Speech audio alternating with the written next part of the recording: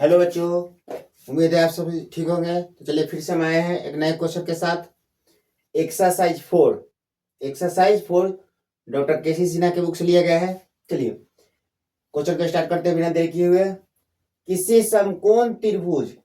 समकोण त्रिभुज का कर्ण लघुत्तम भुजा के दुगुने से 6 अधिक है। यदि तीसरी भुजा कर्ण से 2 cm कम है तो त्रिभुज की भुजाओं को ज्ञात करें। बोल रहा है, क्वेश्चन कर रहा है क्या कर रहा है जी कि एक समकोण त्रिभुज है जिसका कर्ण क्या है जी, लघुत्तम भुजा यानी कि सबसे छोटा भुजा क्या है, 2 गुने से 6 अधिक है।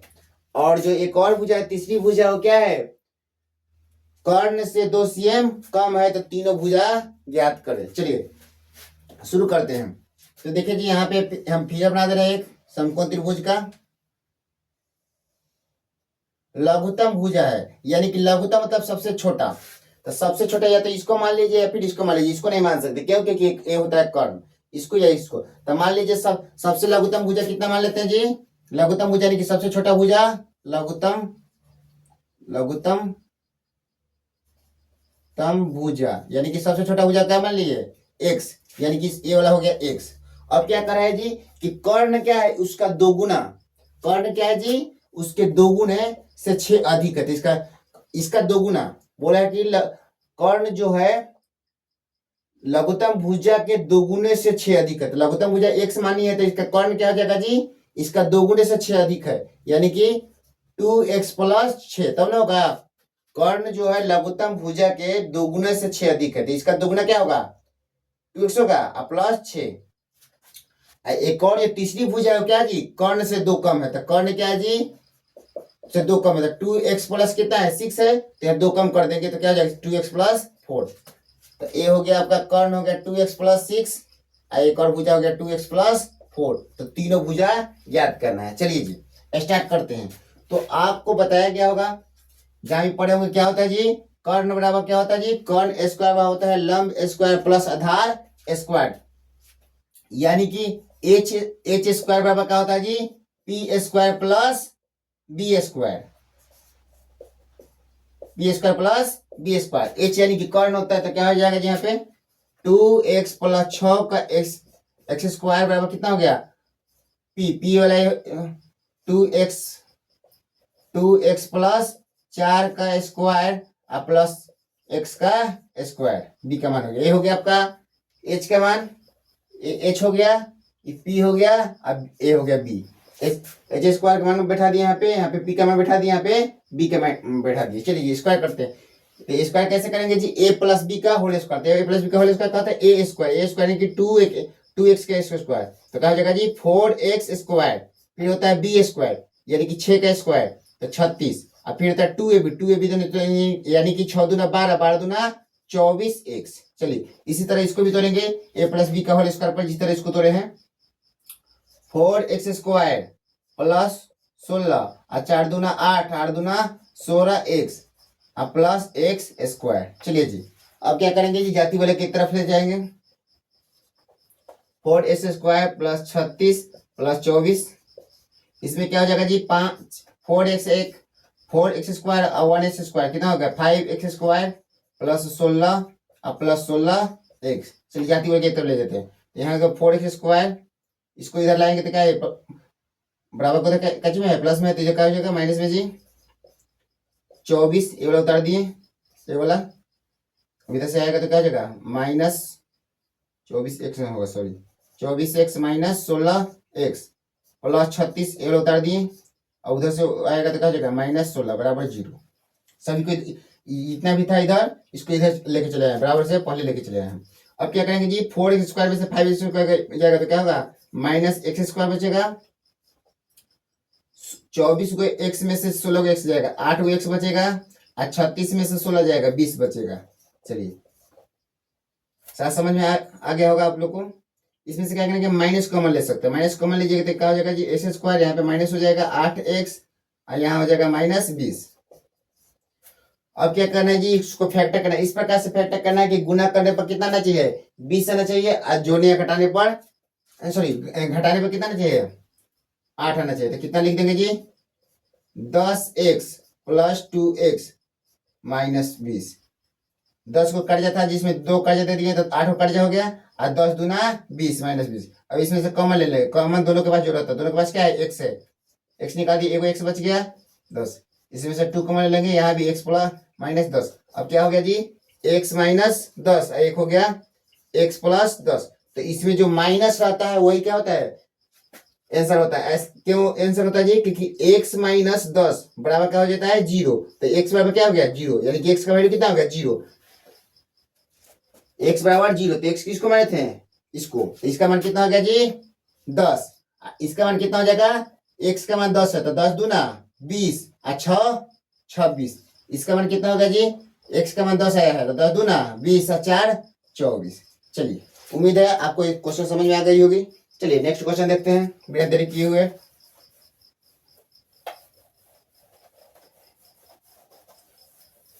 नेक्स्ट क्वेश्चन क्या है जी, नेक्स्ट क्वेश्चन है कि 12 को इस प्रकार दो भागों में बांटे कि उनका गुणनफल 32 हो। नेक्स्ट क्वेश्चन है कि 12 को इस प्रकार बांटे, कह रहा है कि 12 को हम इस प्रकार बांटे, दो भागों में बांटे कि जोड़ने पर क्या है 12 ही रहे और गुना करने पर क्या है 32 है। चलिए तो क्या करते हैं जी, x प्लस वाई बराबर 12, दो भागों में बांटे हैं पहले, तो जोड़ने पर कितना होना चाहिए 12, और गुना करने पर कितना होना चाहिए 32। गुना करने पर कितना होना चाहिए 32, सॉरी 32 होना चाहिए। ठीक है, अब एक समीकरण को हम तोड़ देंगे, इसको तोड़ दे रहे हैं, तो x बराबर क्या लिख सकते हैं 12 माइनस वाई। अब क्या करेंगे, समीकरण एक को तोड़े तो समीकरण दो में बैठा देंगे, तो क्या जाएगा x की जगह, तो 12 माइनस वाई, और यहाँ तो y है, चलिए बराबर 32।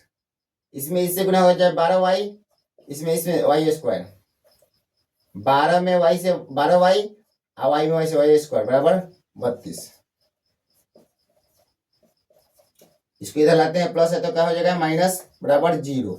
अब इसको सजा लेते हैं पूर्ण रूप से, तो ये आगे चला जाएगा तो माइनस है तो माइनस ही रहेगा, क्योंकि बराबर किधर ही है, इधर ही रखना है। तो minus y square plus 12y minus 32 बराबर 0। दोनों में से कॉमन ले लेंगे, तो कॉमन ले लेंगे तो क्या निकल जाएगा जी, माइनस वाई माइनस कॉमन निकल जाएगा तो क्या हो जाएगा, माइनस हो जाएगा, प्लस 32 हो जाएगा।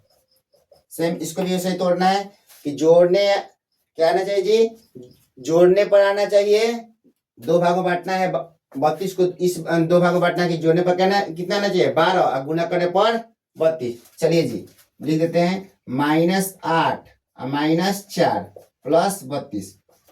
8 को कट जाए 4 को कट जाए तो जोड़ने में 12 कट जा गया, और गुना करने पर 8 का 32 और माइनस माइनस प्लस, और कॉमन ले लेंगे तो क्या हो जाएगा y निकल जाएगा इसमें से।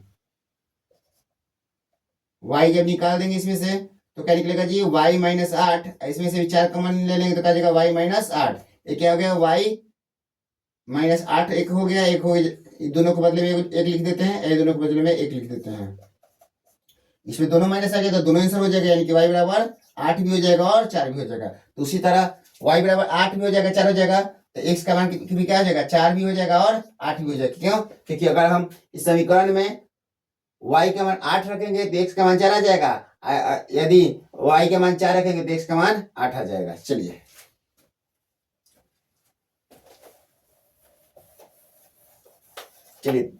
तीसरा क्वेश्चन क्या है जी, 4x² प्लस 5x प्लस 7 बराबर 0 का विवेचक बोलिए या विविक्तर बोलिए या डी बोलिए निकालना है। तो इसका क्या होता है जी, फॉर्मूला होता है, डी बराबर क्या होता है, फॉर्मूला होता है, विवेचक बराबर क्या होता है फॉर्मूला, विवेचक का फॉर्मूला क्या होता है जी, डी बराबर क्या होता है जी, b² - 4ac।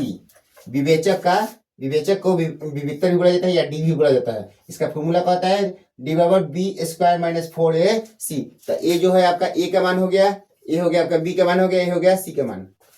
तो यहाँ क्या बोला है b के मान के स्क्वायर, तो b का मान कितना है 5, तो 5 का स्क्वायर -4 इंटू a का मान कितना है 4 इंटू c का मान कितना है 7। 5 के स्क्वायर 25 4 इसमें क्या करना है, 4 चौका 16 में 7 से गुना करना है, 16 बलोतरा से 112, इसमें से घटा देंगे तो कितना हो जाएगा -87 आंसर। चलिए जी नेक्स्ट क्वेश्चन देखते हैं 4 नंबर। ज्ञात करें कि x बराबर 3/2 समीकरण 6x² माइनस x माइनस 12 बराबर 0 का हल है या नहीं। कैसे पता चलेगा हल है कि नहीं है? तो क्या लिखा हुआ है, यानी कि जो समीकरण है इसमें क्या करना है, x का मान बैठाना है, जहां जहां समीकरण है जहां जहां x है इसमें इस समीकरण में वहां x का मान बैठा देना है। अगर बराबर में 0 है तो हल है, नहीं तो अन्यथा नहीं है। चलिए चेक करते हैं हल है या नहीं है। क्वेश्चन नंबर 4 बता रहे हैं क्या करना है जी। क्या बोले हैं कि जहां जहां x है तहां तहां ये x का मान बैठाना है। तो 6 के 6 हो गया, x यहाँ लिखा हुआ है तो 3/2 बैठ गया, यहाँ स्क्वायर है तो स्क्वायर कर दिए, माइनस 3/2 बैठा दिए, 12 के 12। इधर भी 0 आना चाहिए, इधर 0 है ना बराबर, इधर तो इधर भी 0 आना चाहिए। तो समीकरण का हल है। अन्यथा अगर 0 नहीं आता यानी कि इक्वल नहीं आता, दोनों तरफ बराबर नहीं आता, तो क्या है जी, हल नहीं है। चलिए 6 के 6 हो गया, 3 का स्क्वायर 9/4, 3 12, चलिए 9 चौका 36/4 माइनस 3/2 माइनस 12 यहाँ कुछ नहीं तो 1 मान सकते हैं। अब क्या करेंगे, बट्टा पे घटाओ, 4 2 1 के लगभग 4, 36 के 36 हो गया, 2 दूना 4 3 दूना 6 हो गया, 4 तो बड़ चौक 48 हो गया।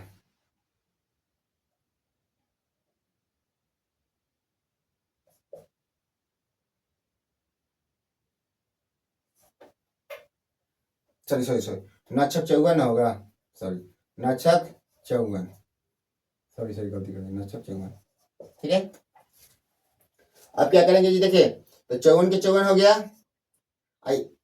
48 को कट जा, अच्छा हो कट जाते, ये भी क्या हो गया, 54 कट जा हो गया 4, 54 में 54 गया 0, 0/4 ये हो गया 0, 0/4 का मतलब क्या होता है, 0 ही होता है और 0, यानी कि दोनों तरफ क्या हो गया, इक्वल हो गया। RHS बराबर LHS, LHS बराबर RHS हो गया, यानी कि दोनों क्या है, इक्वल है, यानी कि क्या है, समीकरण का हल है।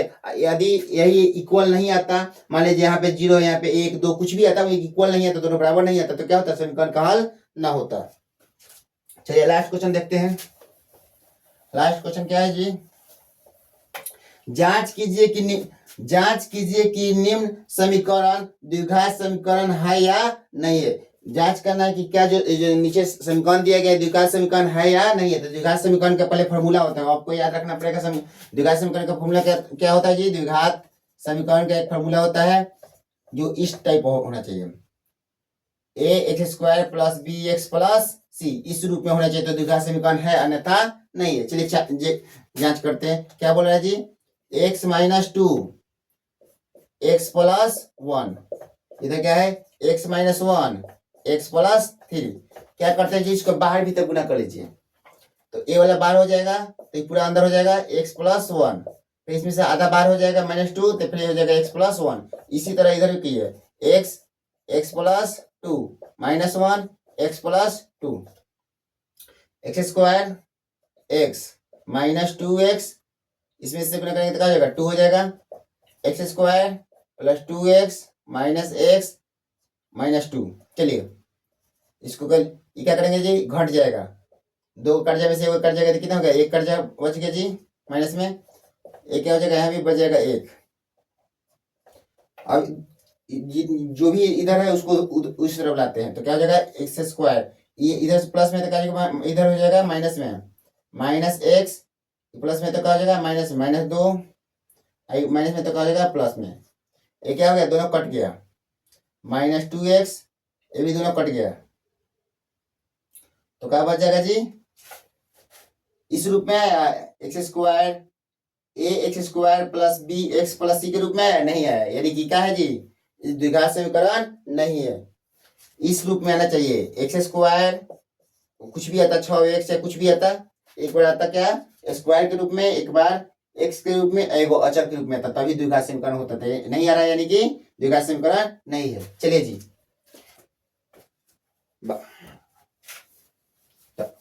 बच्चों अगर मेरा वीडियो आपको पसंद आए तो प्लीज मेरे चैनल को सब्सक्राइब कीजिए, लाइक कीजिए, ताकि मुझे वीडियो बनाने में मोटिवेशन मिले और हम आगे भी वीडियो बना पाए।